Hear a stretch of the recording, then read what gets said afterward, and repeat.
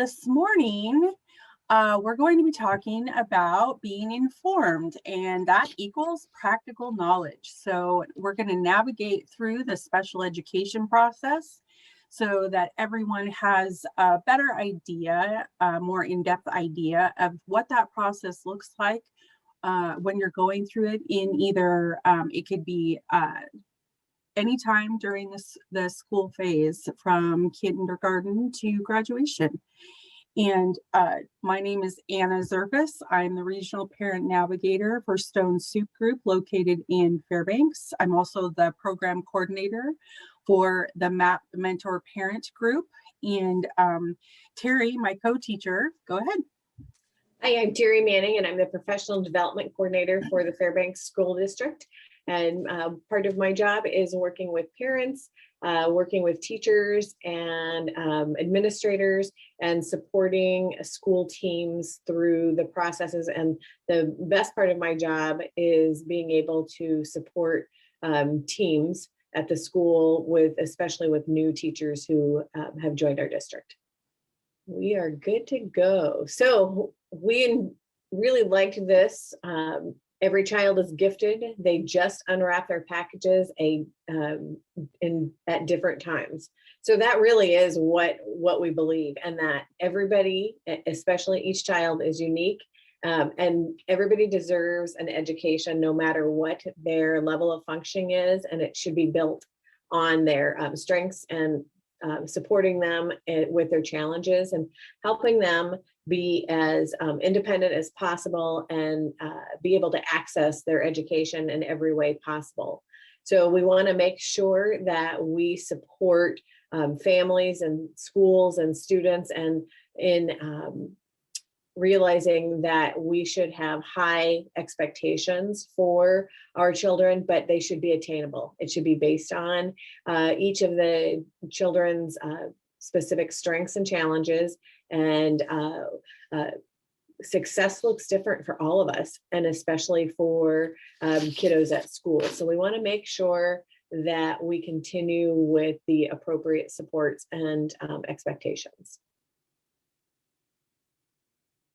So we want to make sure that you understand the lingo. I don't know how many of you have been in an IEP meeting, but we are very guilty at times of using acronyms for when we're talking to each other across the table. So we wanted to make sure that you had some of the acronyms that would be used. So IDEA, that Individuals with Disabilities Education Act, IEP, Individual Education Program, FAPE, free appropriate public education, which all children are entitled to. You'll hear, we want you to come for an Easter meeting. So that's the evaluation summary and eligibility report that is done as an initial, where students who are just being evaluated to see if they meet the criteria for having a disability under IDEA. It could be an additional, and after that meeting, there could be concern about another area. So we do an additional evaluation, or every 3 years you do the reevaluation. Then we're looking at MDR, Manifestation Determination Report, and that's when we have meetings for students who have had some behavioral infraction and they're looking at some type of discipline. We need to see whether or not it is connected with their disability or not. And you'll hear PLAF, Present Level of Academic Achievement and Functional Performance. We've had PLAF, PLOP, PLAP. So you'll hear different names for this area, and it's really, where is the student functioning right now? How are they able to work on the goals? How have they been doing on those goals? And then what goals, or what do they need to continue working on to be successful? Least restrictive environment. Sometimes when somebody says LRE, or least restrictive environment, they may mean the general ed classroom, but that looks different for every student. We would love every student to be in the general ed classroom, but the least restrictive environment is very individual. Some students will not, that won't be their least restrictive environment. When we're looking at written notice, you should get written notice. And what this does is lets you know what the district is proposing or rejecting. So after every IEP, you should receive a written notice saying what happened at the meeting and how we're moving forward. Functional behavioral assessment, or FBA, and a lot of times you'll hear FBA, BIP together. So looking at what is the function of a child's behavior when it's interfering with their education, and then what is the behavior intervention plan put into place to support that child. SST, student support team, it can be different in different districts, but in the Fairbanks district, this is, we call ours an SST. And in some places it's a student assistant team.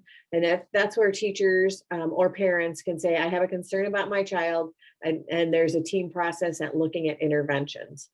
An extended school year, you'll hear ESY, and sometimes that'll be interchanged with summer school. And that's actually not summer school. It often happens during the summer, but it's a service provided to students who need more continuous support to be able to move forward with their goals and objectives. And then we're looking at the 504 plan, which is an accommodation plan for students who may have disabilities, but do not qualify for IDEA.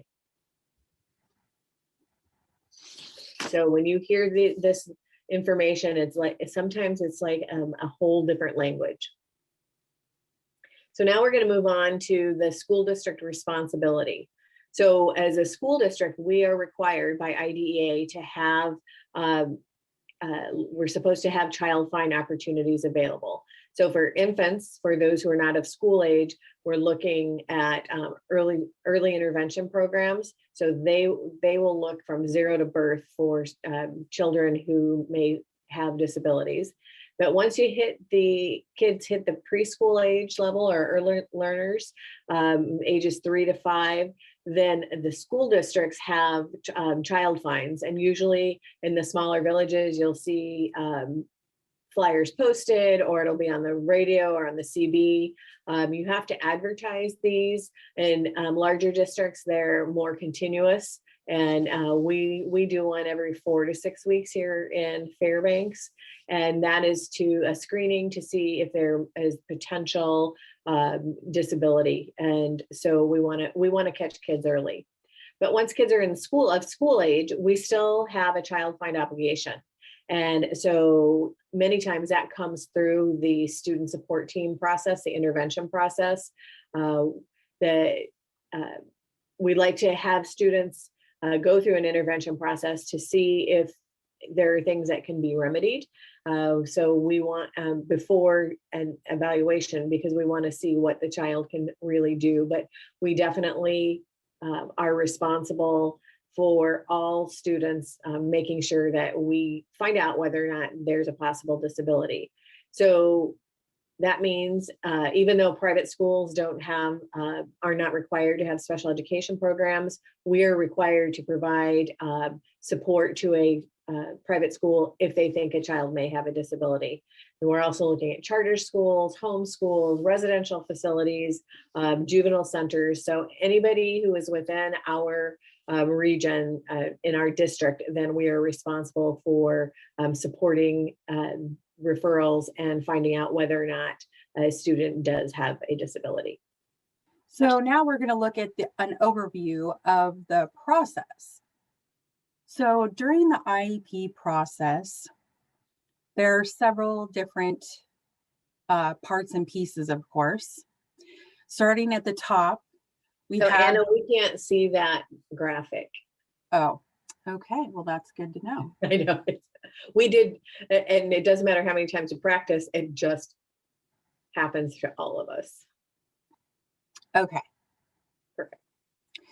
So we start with the child find, which is the recognition. So whether it's in the school, in early education, like pre-K, or even from birth, if it's recognized at birth, there is that obligation to find those kiddos and start helping them from that point. And once we find them, then student is given what's called a pre-referral. And this is when they're provided interventions developed by the parents and the team, the school-based team, to see if there are interventions that can help the kiddo. So if they're struggling in reading, okay, let's say that we've discovered that this kiddo is a year behind in reading. If there's intervention like a pullout, a reading pullout, or something that can help, and we do get that kiddo to the grade level, then the intervention was successful and the process stops. Let's say they're much further behind. The interventions are not successful, and at that point, they move to the referral stage. And once we get into referral, the student is then officially referred for evaluation by the special education department.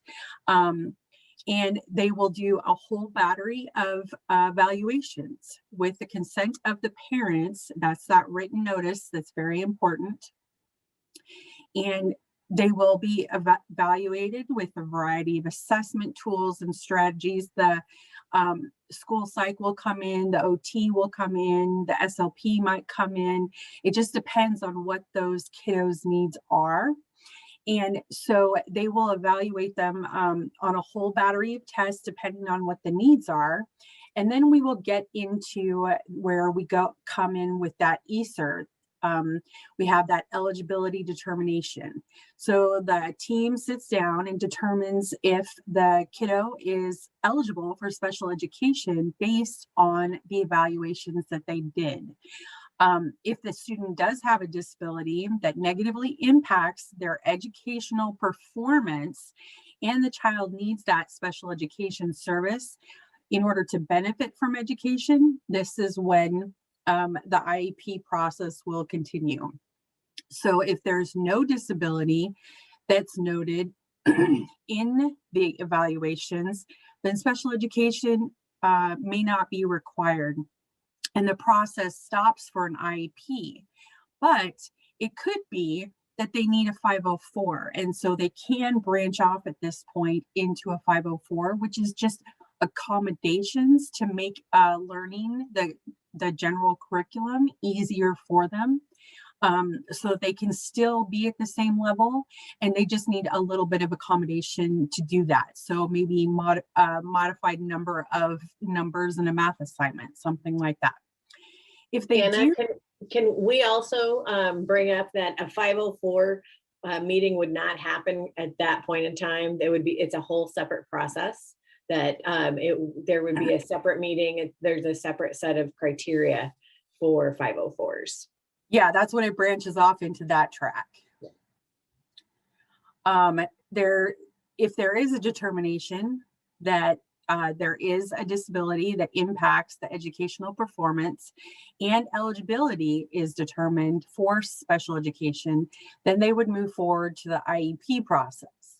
And this is when we bring together everyone. So we have special education teachers, we have administration, we have general education teachers, we have the parents, we might have some supportive services like OT or PT or speech come in, and they all sit down and go through and figure out what would be the best supports and interventions for the kiddo in the least restrictive environment for that kiddo. And like Terry said before, least restrictive environment is different for every kid. You may have a kiddo who the least restrictive environment is being in the general education classroom and just having pullouts throughout the day. You may have a kiddo that can't be in the general education classroom for one reason or another.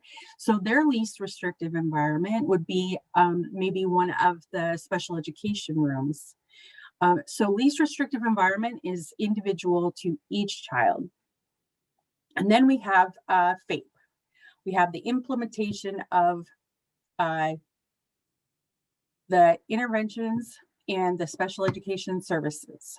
Now, each year, the IEP team then does a reevaluation. They meet to determine whether or not the implementation of the current IEP happened and if the student was able to meet their goals, and to develop the next annual IEP. They also do have a 3-year mark where they actually do new evaluations and assessments of the child as well. So just not to get that confused. So we have recognition. Sometimes families are the first ones that will come to the school or the early intervention or an agency to get a referral. Sometimes there's providers like daycare providers, family members like grandparents or aunts and uncles. Sometimes teachers will actually go to the family and say, I think your kiddo needs an evaluation. And then we have doctors as well. And it was my son's pediatrician who was the one I suspected, but I didn't know for sure because it was so early. But it was my pediatrician who actually was the one that referred us for an evaluation. So it could be, you could get, recognition from a lot of different people in your life or agencies. And families can request an evaluation. And one of the important things we always tell families to do everything in writing and save that copy. Yes, and going back, Anna, to that about, excuse me, about families requesting an evaluation, you could probably also expect that there will be somebody who will be talking to you, asking what your concerns are, so that they understand in what direction to go. I know I've worked with families before who requested an evaluation, and it turns out that they really weren't looking for a complete evaluation. There was something else they were looking for. So having that conversation is really important so that everybody's on the same page and understands what the concerns are. So looking at the pre-referral process, this sometimes hits people the wrong way, but our goal really is to keep kids out of special education if they don't need it. So we want to make sure that we are providing interventions within the school setting to help students access their education, whether they have a disability or not. So we start with these specific interventions. It could be social, it could be emotional, behavioral, could be physical, or based on academics. So going to the SST team, bringing what the teacher is doing and say, there's a challenge that this student is facing, and I need more support in helping figure out what's going on. So, but what we're asking teachers to look at is to look at the classroom routine. Are there set routines in the classroom for those students who need more structure? The structure of the class itself, is it set up in a way that students understand what the expectations are, and they know what's happening and then what's next, providing that differentiated instruction and accommodations to meet all learners. And in our district, we use personalized learning. So being able to differentiate is just part of what we do. And then looking at the intervention programs, and are we using those with fidelity, and are they scientifically research-based? So looking at this, looking at these areas will help determine whether or not a student has good access to education before being put through an evaluation. So when we're looking at the referral, so let's say they've gone through and pre-referral interventions have been tried. We've gone through the SST meeting and tried specific interventions, and those interventions have been implemented, but there's still a concern, and we suspect that there may be a possible disability. So that is what is triggering the referral for an evaluation, is that we want to make sure that we suspect that there's a disability. There's usually a time period with interventions, but also know that there may be extenuating circumstances that could change the timeline, and that there may be an immediate need for an evaluation, and then that would be put into place. So when a referral happens, that starts the process of giving parents getting requests from the parents and getting informed consent. So if your child is suspected of having this disability, but you decide that no, you don't want your child to be evaluated, the school cannot evaluate. And informed consent is knowing exactly what areas that the child is going to be assessed in. So if there's a suspicion of a learning disability, you can expect that there's at least going to be a request for a cognitive and then academic areas. And it can be broken up into reading, writing, and math. There may be testing for all three, or sometimes just one or two. So once that happens, and you've signed that, then there's a 90 calendar days in Alaska for the evaluation to be completed, and then determination met of whether or not they meet a criteria for disability, and then getting the IEP written and implemented.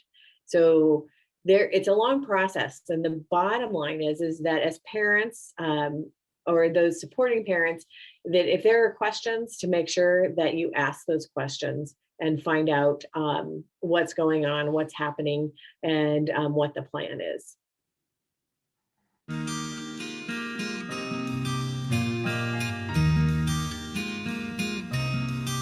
Children who have physical disabilities, developmental delays, or certain diagnoses, such as Down syndrome, are often identified early by a medical provider. These students may have a wide range of academic difficulties depending on the severity of the delay, and some may have no difficulties at all. Fortunately, because they are often diagnosed before entering public school, most children with physical disabilities or developmental delays enter school with special education structures in place. For other children, concerns about learning, behavior, or development may not appear until the child is in school. Parents are often the first to notice something concerning and can ask the public school to evaluate their child. The request should be made in writing and given to the principal of your child's school. Describe your concerns with the child's educational performance and request an evaluation under IDEA. Be sure to keep a copy of the letter and any attachments for your files. You should receive a written response, either an evaluation plan that requires your consent or a denial of your request, giving the reasons why. In both cases, you'll be provided a copy of your legal rights and responsibilities. The school must ask for your permission and receive your written consent before it may evaluate your child. Once you provide that consent, the evaluation must be conducted within 60 calendar days. The school itself may raise concerns about how a child is learning, behaving, and developing, based on a teacher's recommendation, observations, or results from tests given to all children. A school may recommend that a child receive further screening or assessment to determine if they have a disability and need special education and related services. The school must ask parents for permission and receive written consent before the evaluation is conducted. Once consent is received, the evaluation must be conducted within 60 calendar days. The first time a child is evaluated for special education is called an initial evaluation. You may also hear the term assessment to describe an evaluation. For an initial evaluation, it's important to examine all areas of a child's functioning. A team of public school professionals conduct the evaluation using various assessments, information provided by the parent, review of school records, and an observation in the classroom. Each member of the team has special knowledge and training in the area that's being assessed. The team works together to look at all of the child's skills.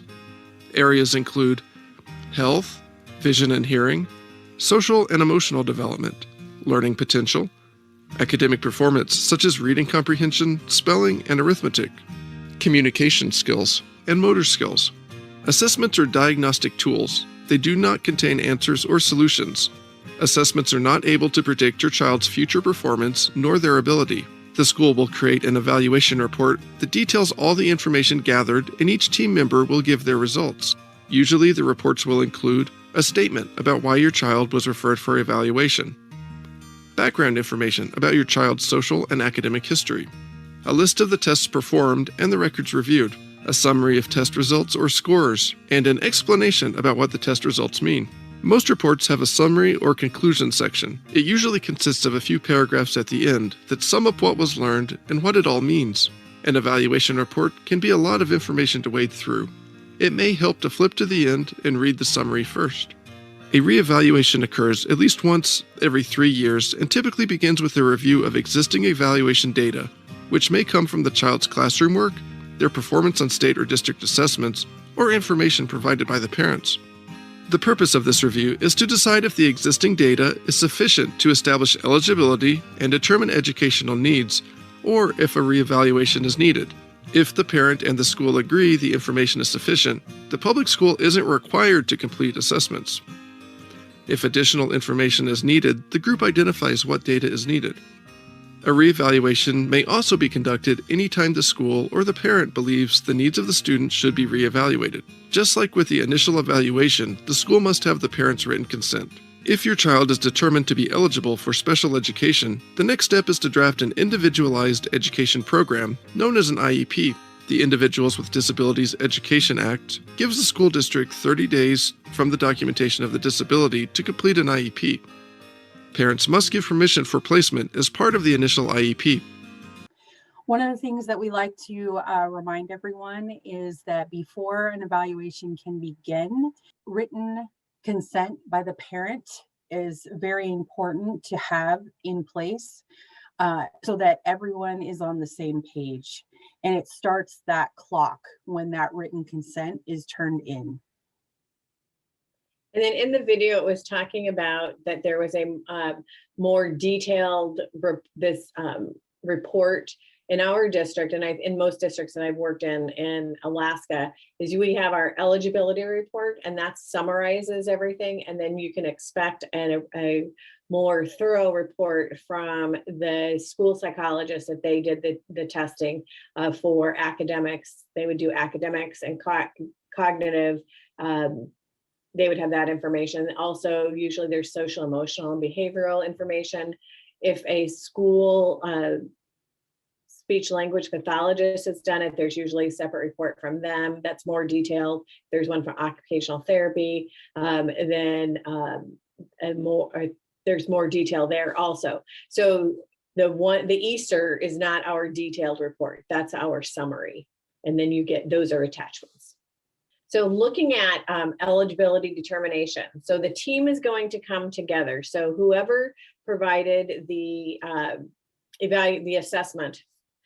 So if it was a school psychologist, speech therapist, occupational therapist, physical therapist, they will come, or somebody who can interpret the results will be there. So you should expect that there would be a parent, a gen ed teacher, a special ed teacher, the specialist, the psychologist possibly, but not required if somebody else can give that information. So you're going to have this team who is going to go through the assessments that the evaluation was made of, and then they're going to, as a team, you're going to determine whether or not the student meets the criteria for having a disability under IDEA.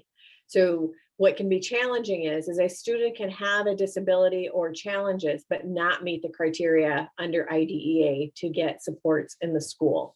So once that's determined that the disability adversely affects their education and they meet the criteria, and then looking at whether or not they need specially designed instruction, then the team makes those determinations. If as a parent, you do not agree with a piece or all of the evaluation, you can request an IEE, which is an independent educational evaluation, and that's conducted by somebody outside of the school district, and the district pays for it. And you would request from the special education director's office in any district that you're in that you would like an IEE, and then there are they will give you a list of potential people to talk to in regards to the evaluation. A lot of people, when they think of IEPs and 504s, they think of special education. But 504s are actually not actually a special education law. They are actually, they're covered under a civil rights law, the Rehabilitation Act, and it applies to any student with a qualifying disability, and it follows a much more informal process. It could not, the parents may not even need to be involved. Schools could just see that there's an issue and accommodate for it. Schools do not receive federal funding for services to qualifying students who have a 504 plan, Both plans do cover those accommodations and modifications to the school environment and classroom materials that may be needed. So like adaptive technology, like voice to text or pencil grips or any other related services. The IEP is covered under an education law, the IDEA, and it applies only to students who qualify for those special education services after their eligibility is determined in the core curriculum area. They are governed by strict procedures and timelines, and the parent involvement for this one is mandated. So getting those written consents, making sure the parents are at meetings, and parents can request meetings at any time. Schools do receive additional funding from the federal government for students receiving special education services. So Anna, I'd like to make another point here too, is that even though parents, after the initial consent for evaluation, and if they qualify consent for services, school districts are required to invite the parents and give them the opportunity to participate. But if we cannot contact parents and we've gone through the process of trying to contact them, then we're required to hold a meeting. And what we do is then we send the information home, and then after the parents have read it, then if they have questions or concerns, they can request the IEP meeting. So we are obligated under law to hold that IEP meeting, but we're also obligated to make sure that we've tried to contact the parent to be a part of it. Anna, there's a question, what types of related services are there under 504? So usually it's accommodations. So it could be anything from voice to text. It could be working on a computer or typewriter instead of writing. It could be a ramp for a school that doesn't have one because someone needs one for a wheelchair. It could be, that the kiddo needs to take a time out to go take medication at the same time every day. The modifications or accommodations for 504 plans are very diverse based on what the kiddo needs.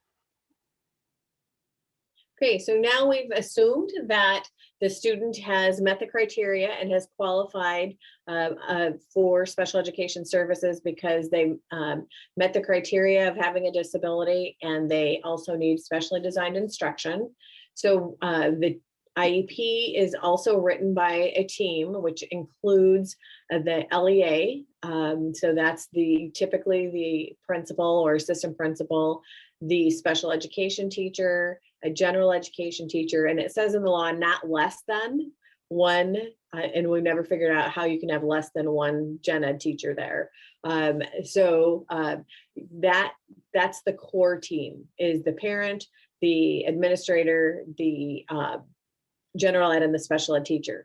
There may also be, depending on what the student is qualified for, you can have a speech pathologist, the related services personnel who would also be at that meeting.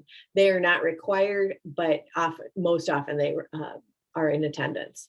So again, we talked about the PLAF before, the present levels, and it's about where is the student functioning right now, not necessarily where they tested when they were evaluated, but in the classroom. We look at the annual goals and the short-term goals. So in our district, we talk about the flow. From the ESER, then you write the needs. Then moving into the IEP in the present levels, you're talking about what those needs are and only those needs. So you're not, if a student did not qualify for needing behavior support, then that would not go in the present levels. Even if there was concern, there were some behavioral things going on. Then that's going to flow into the annual goals, which then will also flow into services. So you want to make sure that when you're at a meeting that all of the needs that your child have documented on the ESER are being looked at in the IEP.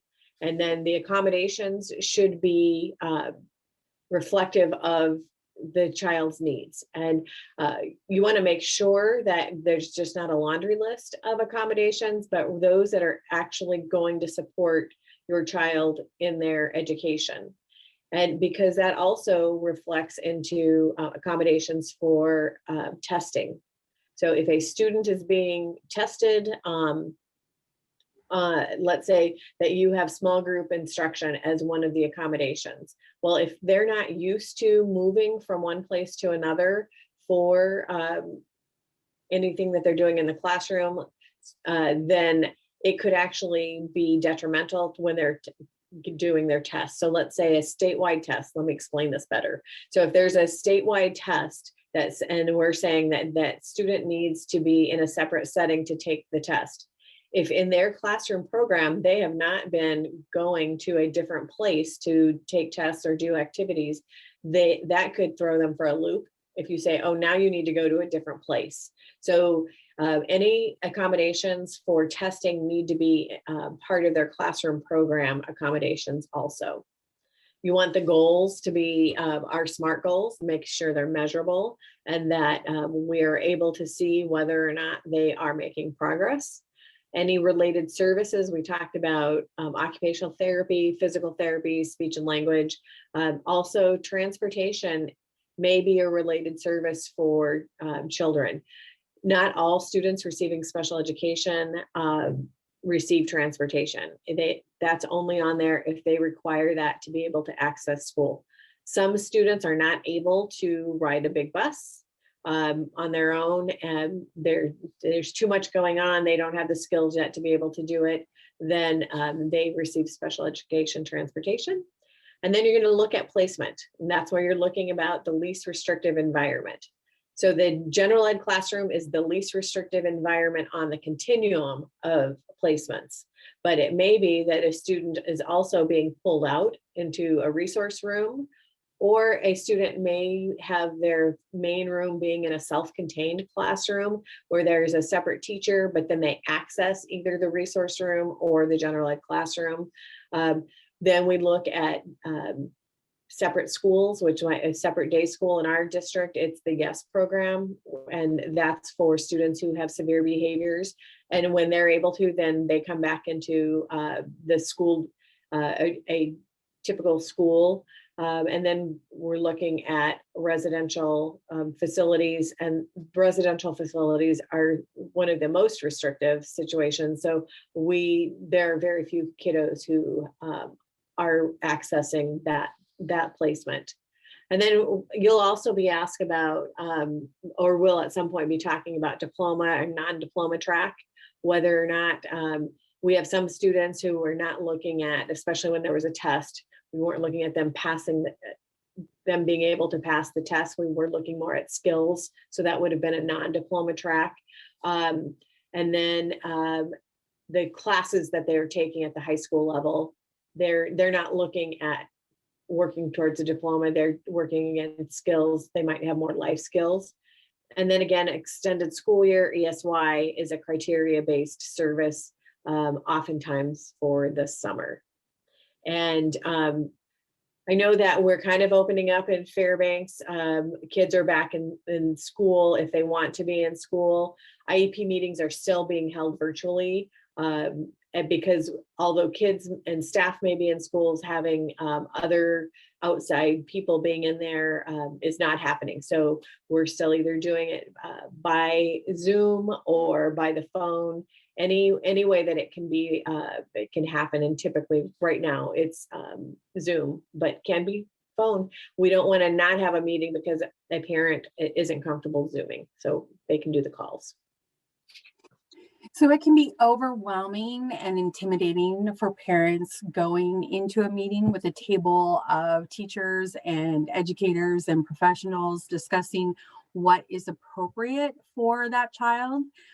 We recommend bringing someone for support, whether it be a friend, a partner, relative, or a professional like me.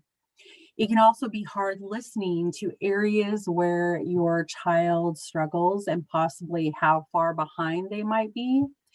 As a parent, you may shut down. So having another person there to listen, take notes, offer ideas and suggestions can be helpful.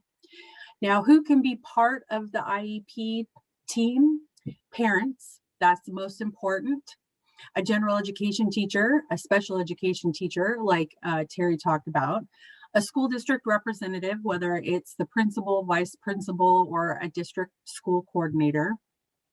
You can have specialists such as the speech, language, the OT, PT, psychologists. The student, if applicable, sometimes the students like to attend. And once they turn 16, we ask that they do attend if possible.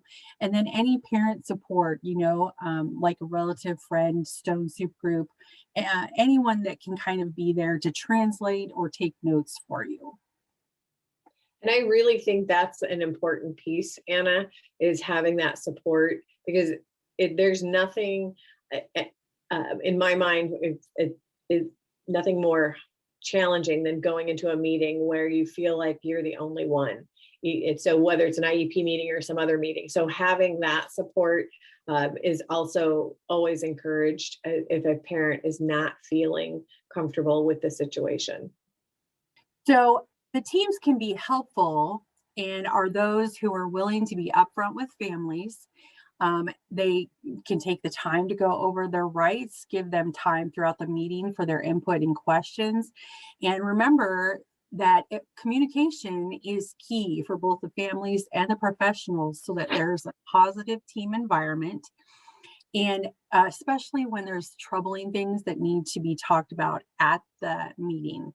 So the ideal team would respect the family's culture and background. It would respect the teacher's efforts and education. It uses person-first language instead of talking about how we have an autistic child. We have a child who has or experiences autism. All the team know about the disability and have resources available to them to meet and support that IEP. Have the family's priorities reflected in the IEP. What is important for those families?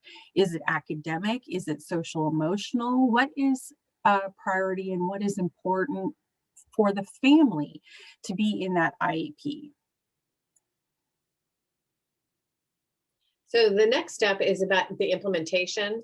So oftentimes it's implemented right away, but if the parent is not there, then it's 10 days. We have 10 days before implementing what is written. So in the perfect world, you would receive a copy of the IEP before the meeting, and it's a draft because you have to be part of that team process for anything to be final. You should not have a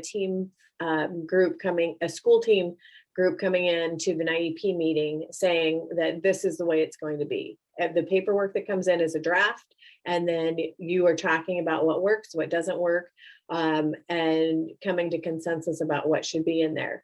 So if you've had it beforehand, then you can have discussions at the meeting. But if not, you can say, you know what, I need to take this home and I need to be able to have some time to read it, ask some questions. Feel free always to ask the special ed teacher again if there are things that you're not for sure of.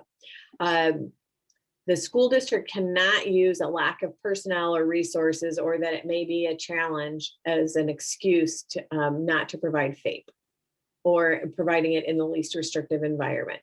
So all children are able to access their placements based on the information in the IEP.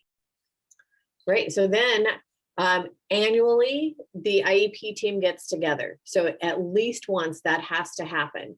And you determine whether or not the goals are working or if they need to be changed. The hope is always that the goals and objectives have been attained and you move forward. Sometimes that's not where it's at for the student, but there should be a look and a discussion about what the change should be every year. If you're seeing IEPs that are looking the same every year, you have the right to request that things be looked at differently.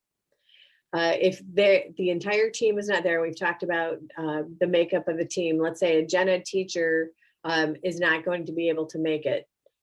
Only the parent can excuse that team member. So if there is more than one gen ed teacher, there doesn't need to be an excusal if one of them can't be there. There just has to be at least one there. And I really suggest and encourage you, if you have questions and you think there's a concern or that you have new information to share with the team, that you call an IEP meeting as a parent. So if there's some medical information that has been obtained since the last evaluation or the last IEP, definitely share that. Don't wait until the next IEP meeting to share it as soon as possible. So the reevaluation is required every 3 years. And sometimes there will be new assessments done to see where the child is functioning. And sometimes the team will say, no, we don't need to do new assessments for this evaluation. We just need to review records. And that's okay also. So each time there's a reevaluation, the information from either present or past assessments are looked at, school records, and then getting the teacher and parent input. So you want to know first. That's part of the fact that you are not going to get a consent for evaluation means that there's just going to be a review of records. So if you think that there should be further assessments done, again, talk to the team or talk to the special ed person to be able to have a team meeting to discuss what evaluations need to be done. At every meeting, anybody who's been at a meeting in our district, we've had a variety of colors for the procedural safeguards book. And so that lets you know as a parent, what are your rights if you disagree with what's going on. Hopefully, if there is a disagreement, you're able to talk to the school or have somebody to help support you when you're talking to the school to be able to remedy what the issues are. But if you feel like that can't happen or you are talking to the school and not getting the remedies that you would like, then this booklet will give you the outline of what you can do to be able to have your parental rights safeguarded and your child's rights safeguarded. And there are a variety of ways. We can have facilitated IEPs, mediation, and then due process. So it outlines all of those things. Again, my hope is always that parents feel comfortable enough to talk to the district to be able to work through whatever the issues are, but know that you have rights and that there are different avenues for you to be able to pursue those rights. So read those procedural safeguards. They may not be riveting, but they are good information for you to have. And if you have questions, if the school hasn't explained them well enough, you can definitely ask them, or you're always able to call the state, the Department of Ed. And I would like to add that we are actually having a class specifically on the procedural safeguards and rights in April. So our parent learning hour in April will be specifically on the procedural safeguards. And Stone Soup Group actually puts out a booklet specifically for procedural safeguards and IEP building. So you can always request one of those from me at any time.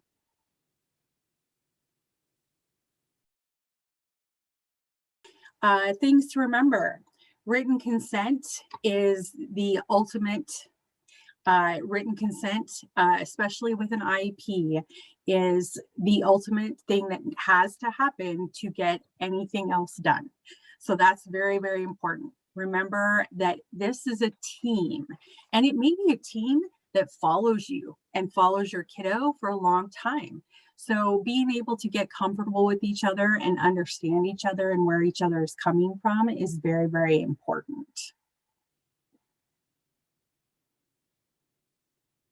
And what do we bring to an IEP meeting? So we want you to bring your knowledge, your experience, your goals, your dreams, and your kiddos' goals and dreams. knowledge that you may have about your child and what their disability looks like for that kiddo and how it impacts their daily life. What is important to you right now? What is important to you in the future? We ask that we can have your patience, respect, and a sense of humor, especially during the tense times. And whatever your asks are, what do you hope to get out of the meeting? And what do you hope to get for your child so that your child can be more successful? So a team process should be a collaborative team process.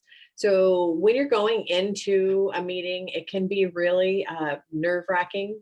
So before the meeting, creating your talking points, things that you're concerned about that you want to make sure are touched upon is important.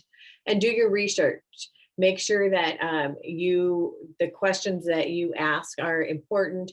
You may also want to there's the paper trail notebook that Stone Soup Group has, and it helps you organize the information that you get regarding your questions, and then being able to, if you've got things that you're printing out that you've found online or something, you have a place to put them.